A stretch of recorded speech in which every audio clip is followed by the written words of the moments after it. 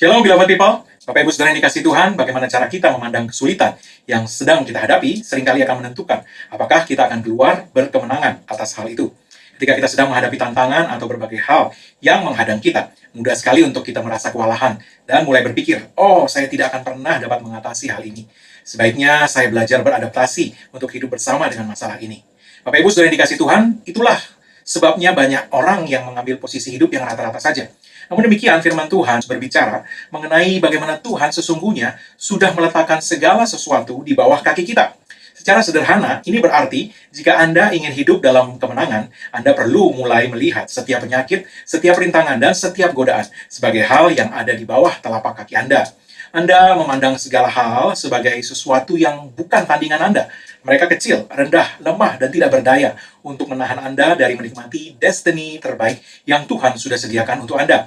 Mereka sudah dikalahkan. Karena itu, hanya soal waktu, maka Anda akan melihat manifestasi kemenangan Anda. Dan Anda akan melangkah keluar dari setiap kesulitan itu dengan berkemenangan. Sebaliknya, jika Anda memandang bahwa sesuatu tantangan itu terlalu besar, dan Anda berkata, aku tidak akan bisa mematahkan kecanduan ini, atau anakku tidak akan pernah bertobat, atau penyakit ini akan mengakhiri hidup saya, maka Anda akan merasa lemah, putus asa, dan dengan demikian, iblis telah berhasil mengintimidasi Anda. Pikiran semacam ini akan menarik ketakutan, kecemasan, dan kebimbangan untuk mendekati Anda. Pikiran ini tidak hanya akan menekan Anda ke bawah, tapi juga akan menghentikan operasi kuasa Allah dari hidup Anda. Mengapa? Sederhana, karena Anda telah pindah dari atmosfer iman ke dalam atmosfer keraguan. Itulah sebabnya sangat penting untuk mengubah cara pandang Anda. Ketagihan itu tidak akan dapat membelenggu Anda seumur hidup Anda, sebab dia ada di bawah telapak kaki Anda. Depresi yang sudah merajalela di dalam keluarga Anda selama bertahun-tahun ini tidak akan dapat bertahan. Apalagi turun ke generasi berikutnya, sebab dia ada di bawah kaki Anda dan Anda akan menaklukkan dia.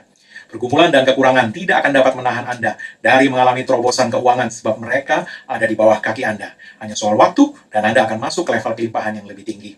Bapak Ibu Saudara yang dikasih Tuhan, Anda perlu mengebaskan kaki Anda terhadap segala kebohongan musuh yang mau membuat Anda percaya bahwa mereka kuat, mereka besar, dan mereka sanggup mengalahkan Anda. Kebaskan kebohongan iblis itu dari kaki Anda. Debu-debu tipu muslihatnya. Kebaskan itu. Dan jangan biarkan dia membuat Anda percaya bahwa karena hal itu sudah berjalan cukup lama, maka hal itu tidak mungkin lagi berubah. Jangan biarkan iblis membuat Anda berpikir seperti itu. Dengarkan apa yang Bapamu katakan. Dia berkata, ini adalah hari yang baru. Setiap musuh, setiap sakit penyakit, setiap rintangan, mereka tidak akan dapat mengalahkan Anda. Mereka justru akan menjadi anak tangga bagi Anda untuk naik ke tempat yang lebih tinggi. Firman Tuhan dalam Yeremia 30 ayat 16-17 mengatakan, tetapi semua orang yang menelan engkau akan tertelan, dan semua lawanmu akan masuk ke dalam tawanan. Orang-orang yang merampok engkau akan menjadi rampokan, dan semua yang menjarah engkau akan kubuat menjadi jarahan. Sebab aku akan mendatangkan kesembuhan bagimu, aku akan mengobati luka-lukamu. Demikianlah firman Tuhan. Kesulitan yang dirancang iblis untuk menjadi batu sandungan bagi Anda, diubah Tuhan menjadi batu pijakan untuk Anda naik ke tempat yang lebih tinggi dari sebelumnya. Inilah perspektif atau sudut pandang yang perlu Anda miliki dan Anda pelihara. Ingat, semua musuhmu ada di bawah kakimu. Kalau Anda sudah memahami kebenaran ini, maka ada satu hal yang sangat penting untuk Anda perhatikan, yaitu pastikan bahwa Anda selalu memandang rendah musuh-musuh Anda. Pemazmur Daud diilhami Roh Tuhan ketika menuliskan perkataan dalam Mazmur 118 ayat 7. Dikatakan demikian, Tuhan di pihakku, menolong aku akan memandang rendah mereka yang membenci aku. Mazmur 59 ayat 11, Daud juga mengatakan hal yang sama. Allahku dengan kasih setianya akan menyokong aku. Allah akan membuat aku memandang rendah seteru-seteruku. Bapak Ibu Saudara yang dikasih Tuhan, inilah yang dilakukan Daud. Kita mengetahui bahwa Daud menghadapi segala macam musuh dalam hidupnya, bahkan sejak masa mudanya. Namun tidak sekalipun Daud pernah kalah. Apa rahasianya? Sederhana, kita sudah lihat ayatnya tadi. Allah membuat aku memandang rendah seteru-seteruku. Tuhan di pihakku, menolong aku akan memandang rendah mereka yang membenci aku. Di dalam bahasa Inggris, kata seteru-seteruku diterjemahkan sebagai all my enemies, yang artinya semua musuh-musuhku. Perhatikanlah bahwa Daud tidak berkata sebagian musuhku. Tidak, dia berkata semua musuhku. Jadi apa yang Tuhan mau Anda lakukan? Seperti Daud, pandang rendah semua musuh Anda. Mengapa? Karena mereka semua telah diletakkan Tuhan di bawah kaki Anda. Efesus 1 ayat 22-23 mengatakan, dan segala sesuatu telah diletakkannya di bawah kaki Kristus, dan dia telah diberikannya kepada jemaat sebagai kepala dari segala yang ada. Jemaat yang adalah tubuhnya. Artinya, kalau segala sesuatu ada di bawah kaki Kristus dan jemaat adalah tubuhnya, berarti segala sesuatu ada di bawah kaki Anda. Jemaat yang adalah tubuhnya, yaitu kepenuhan Dia yang memenuhi semua dan segala sesuatu. Mungkin Anda sedang menghadapi situasi yang di mana Anda merasa semua itu tidak di bawah kaki Anda. Penyakit itu kelihatan besar, kesulitan ekonomi itu kelihatan mustahil diatasi. Mungkin Anda sudah bergumul dengan ketagihan ini atau itu selama bertahun-tahun. Pada dasarnya, kelihatannya mereka semua tidak berada di bawah kaki Anda. Bapak Ibu Saudara yang dikasihi Tuhan, ingatlah, Anda tidak hidup berdasarkan apa yang Anda lihat. Anda harus hidup berdasarkan apa yang Anda tahu dari firman Tuhan. Dan apa yang firman Tuhan katakan, kita hidup oleh iman, bukan oleh melihat. Di alam natural, mungkin semua hal itu kelihatan besar, seperti Goliat. Tapi saat Anda berbicara kepada segala kesulitan itu, dengan iman sebagaimana yang dilakukan oleh Daud, Anda perlu melakukannya sambil memandang rendah semua hal itu. Sebab Tuhan sudah meletakkan mereka di bawah kaki Anda. 1 Samuel 17 ayat 45 sampai 46 mengatakan, tetapi Daud berkata kepada orang Filistin itu, maksudnya kepada Goliat ya, engkau mendatangi aku dengan pedang dan tombak dan lembing, tetapi aku mendatangi engkau dengan nama Tuhan semesta alam, Allah segala barisan Israel yang kau tantang itu. Hari ini juga Tuhan akan menyerahkan engkau ke dalam tanganku, dan aku akan mengalahkan engkau dan memenggal kepalamu dari tubuhmu. Hari ini juga aku akan memberikan mayatmu dan mayat tentara orang Filistin kepada burung-burung di udara dan kepada binatang-binatang liar. Seperti Daud berbicara dan melecehkan Goliat, pandang rendah persoalan Anda saat Anda berbicara kepada mereka. Pandang rendah depresi dan ucapkan perkataan iman. Pandang rendah ketakutan dan ucapkan perkataan iman. Saya pernah mendengar seseorang mengatakan, kalau Anda ingin mengatakan sesuatu kepada musuhmu, tuliskanlah itu di sol sepatu Anda, sebab di sanalah musuhmu berada. Anda pasti pernah melihat ketika sebuah pertandingan tinju besar akan digelar, kedua petinju yang akan bertanding akan tampil dalam konferensi pers, dan mereka akan berpose berhadapan-hadapan dengan wajah mereka hampir bersentuhan satu dengan yang lain. Kedua petinju itu akan saling memelototi lawannya, berusaha mengintimidasi lawannya itu. Kemudian mereka juga akan saling mengatakan, aku lebih kuat, lebih besar, lebih garang, kamu tidak akan mampu mengalahkan saya. Bapak Ibu Saudara dikasih Tuhan, saat Anda berhadapan dengan musuh yang sedang berusaha menghalangi Anda dari menikmati destiny terbaik yang sudah disediakan Tuhan untuk Anda, entah itu soal kesehatan, atau soal tabiat buruk, atau masalah ketidakadilan yang Anda alami. Sesungguhnya situasinya mirip-mirip dengan gambaran dua petinju tadi. Namun demikian, ada satu perbedaan besar. Perbedaan besarnya adalah Anda tidak sedang berdiri berhadapan-hadapan dengan wajah yang hampir menempel dengan musuh Anda. Tidak. Musuh Anda tidak selevel dengan Anda.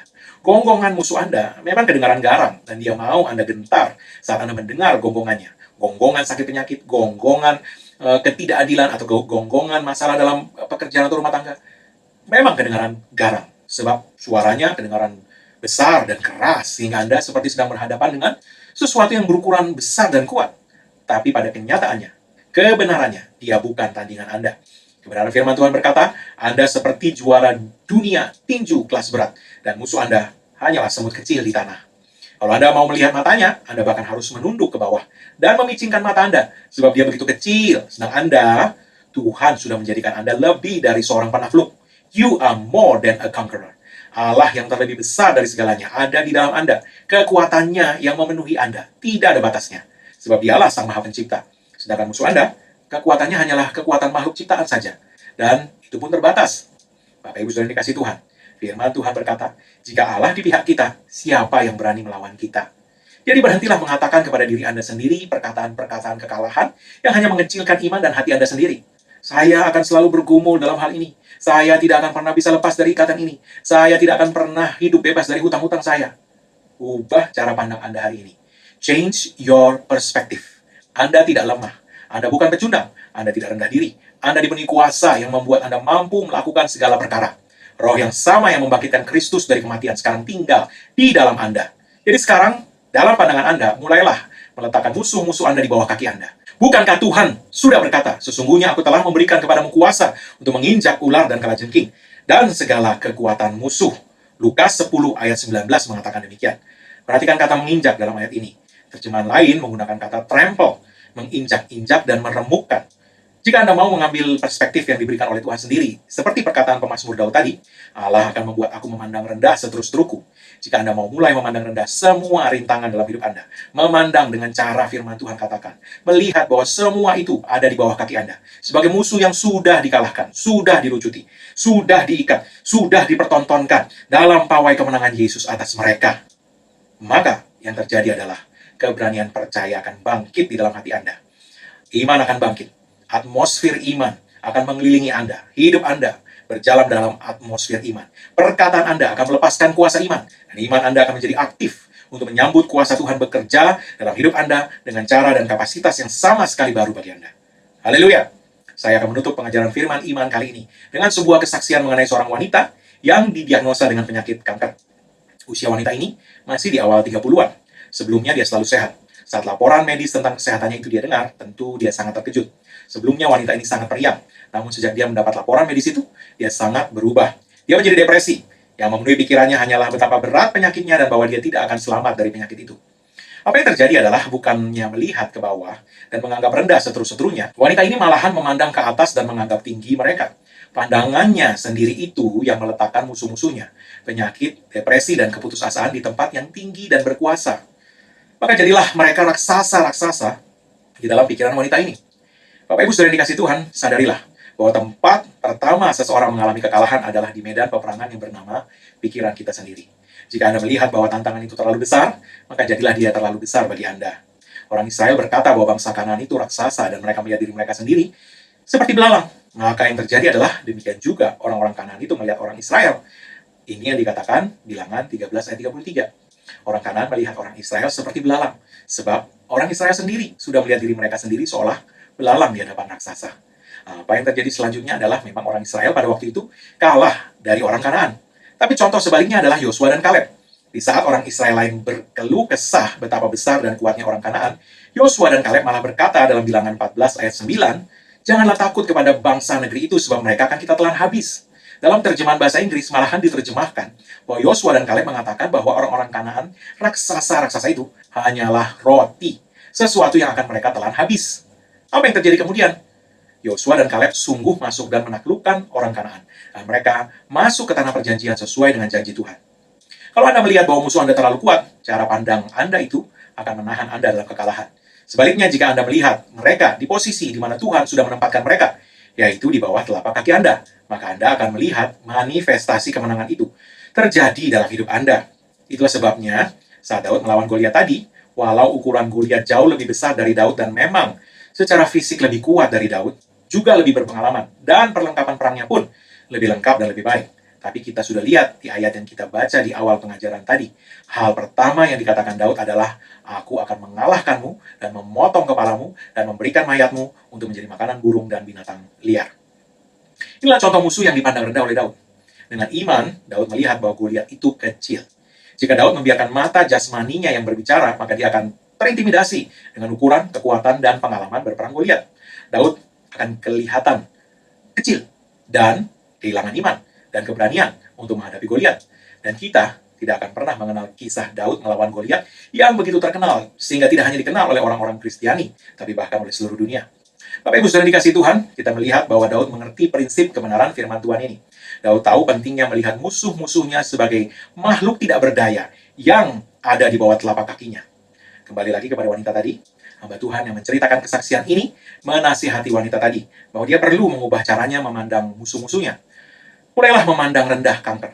Walau secara natural kelihatan besar, tetapi matikan saklar mata jasmani dan nyalakan saklar mata iman Anda. Lihatlah bahwa Allah ada di pihak Anda. Dia ada di dalam Anda. Sekali-kali dia tidak akan meninggalkan Anda, apalagi membiarkan Anda. Sebab dia setia. Lihatlah bahwa Anda tidak kecil. Anda besar, sebab Tuhan bersama Anda. Anda bukan minoritas, sebab Anda bersama Tuhan. Itulah kekuatan mayoritas. Mengapa? Sebab Tuhanlah sang pengambil keputusan terakhir yang berkuasa menetapkan hasil akhir dari segala perkara. Kemudian, mulailah melihat bahwa masalahmu bukanlah batu sandungan, melainkan batu loncatan bagi Anda untuk naik ke level yang lebih tinggi. Hamba Tuhan itu mengatakan kepada wanita itu untuk mengebaskan rasa mengasihani diri sendiri dan mengenakan attitude yang baru. Attitude seorang conqueror, seorang penakluk, yang mulai mendeklarasikan seperti Daud. Kanker, kamu tidak akan mengalahkan saya. Kamu ada di bawah kaki saya. Saya pasti akan memenuhi destiny terbaik yang Tuhan sudah sediakan bagi saya. Saya akan menjalani hidup saya sampai genap usia saya sebagaimana ditetapkan firman Tuhan. Dalam keadaan sehat sempurna. Saya seorang pemenang, bukan seorang pecundang. I am a victor, not a victim. Bapak Ibu sudah dikasih Tuhan, wanita ini kemudian mengubah sikapnya. Dia mengubah cara pandangnya, dan dia kembali berapi-api dalam Tuhan. Dia mulai berlari dalam sebuah pertandingan iman yang baik. Saat saya mendengar kesaksian ini dari hamba Tuhan itu pada tahun 2015, wanita tadi sudah 4 tahun bebas dari kanker. Dan dia hidup dengan sangat bersuka cita. Dia juga sudah menikah sekarang. Bapak Ibu saudara dikasih Tuhan, kanker tadi tidak menjadi batu sandungan bagi wanita itu, melainkan berubah menjadi batu loncatan bagi dia karena wanita ini mengubah cara pandangnya. Saya sungguh tidak ingin membayangkan sekiranya dia tidak berubah cara pandangnya. Bapak Ibu saudara dikasih Tuhan, jika kita membiarkan situasi kehidupan mendikte cara pandang kita, dan kita mengizinkan itu menyebabkan hati kita penuh dengan kekhawatiran, stres, dan rasa mengasihani diri sendiri, maka bukan hanya pikiran kita, tapi iman kita dan bahkan kekuatan fisik kita juga akan terpengaruh. Kekhawatiran dan stres akan melemahkan sistem imun tubuh kita, sehingga sistem imun itu menjadi lemah dan tidak berdaya terhadap penyakit. Sebagaimana Tuhan sebenarnya merancang mereka seharusnya beroperasi. Itu sebabnya firman Tuhan mengatakan, "The joy of the Lord is your strength." Sukacita Tuhan adalah kekuatanmu. Sukacita adalah sesuatu yang dapat dirasakan secara emosi. Namun, itu akan menciptakan sebuah kekuatan di tubuh fisik kita. Karena itu sangat penting bahwa di saat sulit, Anda mengebaskan kekhawatiran, mengebaskan rasa mengasihani diri, dan kekecewaan, dan tidak membiarkan itu mendikte cara pandang Anda. Dapatkan sukacita Anda kembali, mulai dengan mengubah perspektif, cara pandang Anda, dengan mengikuti apa yang Tuhan katakan. Musuh-musuh Anda, semua ada di bawah kaki Anda. Firman Tuhan mengatakannya, jadi pandanglah mereka seperti itu. Mereka tidak bisa mengalahkan Anda. Sebaliknya, semua itu hanya batu loncatan bagi Anda untuk naik ke level yang baru, yang lebih tinggi, dengan kemenangan dan kelimpahan, berkat yang baru bagi hidup Anda. Haleluya! Amin. Sebelum kita menerima doa berkat, mari deklarasikan bersama dengan saya.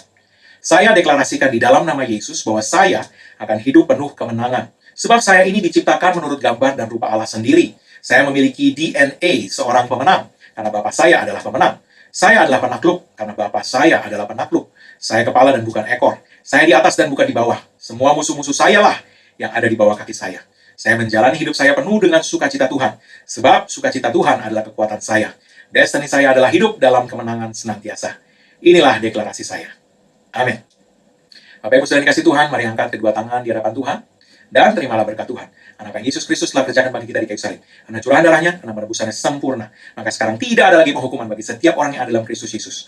Engkau telah ditebus, harganya telah dibayar lunas. Karena itu sekarang tidak ada lagi kutuk berlaku dalam hidupmu. Yang ada hanyalah berkat Tuhan tercurah berlimpah-limpah memberkati engkau dalam segala hal. Oleh berkat Tuhan itu kau naik terus tidak turun. Kau jadi kepala bukan ekor. Dan apa yang disentuh tanganmu dibuat Tuhan berhasil. Dengan panjang umur Tuhan mengenyangkan engkau. Dan Tuhan memperlihatkan kepadamu keselamatan yang daripadanya. Umurmu minimal 120 tahun. Dan dipenuhi dengan hari-hari yang baik dari Tuhan. Tidak ada yang jahat mendekat kepadamu dan tidak ada tulah mendekat kepada kemah kediamanmu. Sebab tempat perlindunganmu dan kubu pertahananmu, Allahmu yang kau percayai. Dalam nama Yesus semua yang diberkati katakan, amin. Bapak Ibu saudara dikasih Tuhan, sampai jumpa lagi dalam pengajaran firman iman berikutnya. Tuhan Yesus memberkati.